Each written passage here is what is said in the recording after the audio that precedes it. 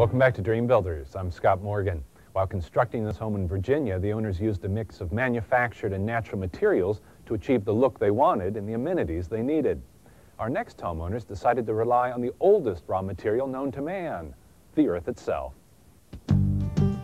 Joanne Frerking is a big fan of the environmentally sensitive homes designed by her husband, architect Michael Frerking. But even Joanne had reservations about Michael's plans for the building on a rocky hillside outside Prescott, Arizona. This is a difficult site. It is filled with boulders, and there really were about 2 places you could place the house. It took a lot of laying out and rethinking and laying out and rethinking. It was probably 2 years to get it so it would just work. For Michael, the home offered the opportunity to showcase his expertise in energy-efficient construction. I've taken what I've learned over the last 25 years and put it into this house in terms of heating and cooling and use of materials. Michael being an architect and a green builder, it was pretty obvious that we needed to walk our talk. The couple built their house using a building method called poured earth. To construct the walls, soil is mixed with water, pigments, and a hardener, and then poured into formwork like concrete. These walls are 20 inches thick, but they're also insulated in the core. It's just a big battery that stores heat or cool, and you take advantage of that with design.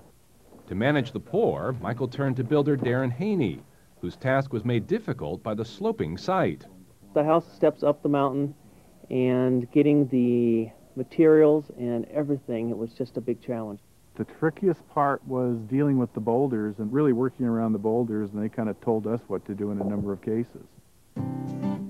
Once the pour was completed, laminated timbers were used to support the curved roofs.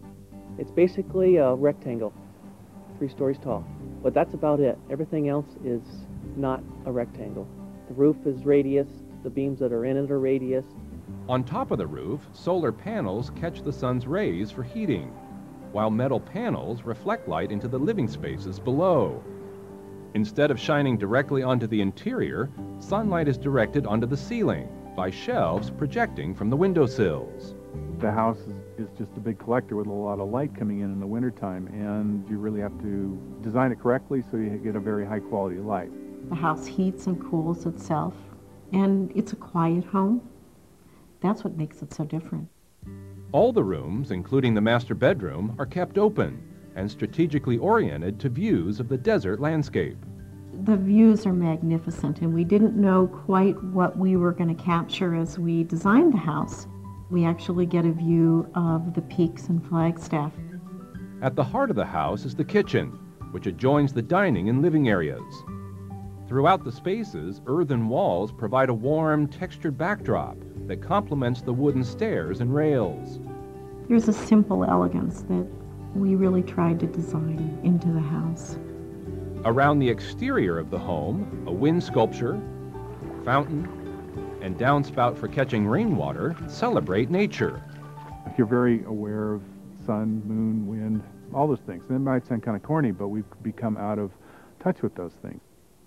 Though being in touch with nature was their goal, they point out that their home has the affordability and amenities of more conventional homes. This is a larger than average home, but the technology and the processes are all accessible and affordable in the middle market. The interest here is to use materials that are available locally, that are not high-end materials necessarily in themselves. An example would be concrete countertops. A lot of people think if you build an environmentally sound home, it's something strange, and it's not something strange. You can have a garbage disposal, you can have a refrigerator, you can have a washer and a dryer, and all of those things, and yet you still can live lightly on the land.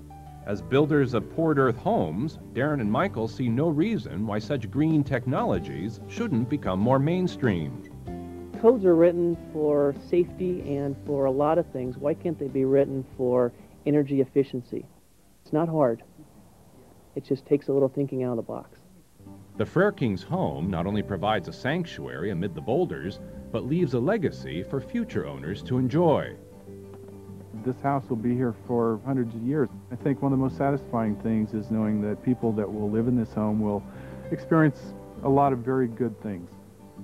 So it's a good legacy. I feel good about that. I love the Southwest to begin with, but now to be able to come into a home that's just so peaceful and lovely and situated among the boulders, I'm very lucky.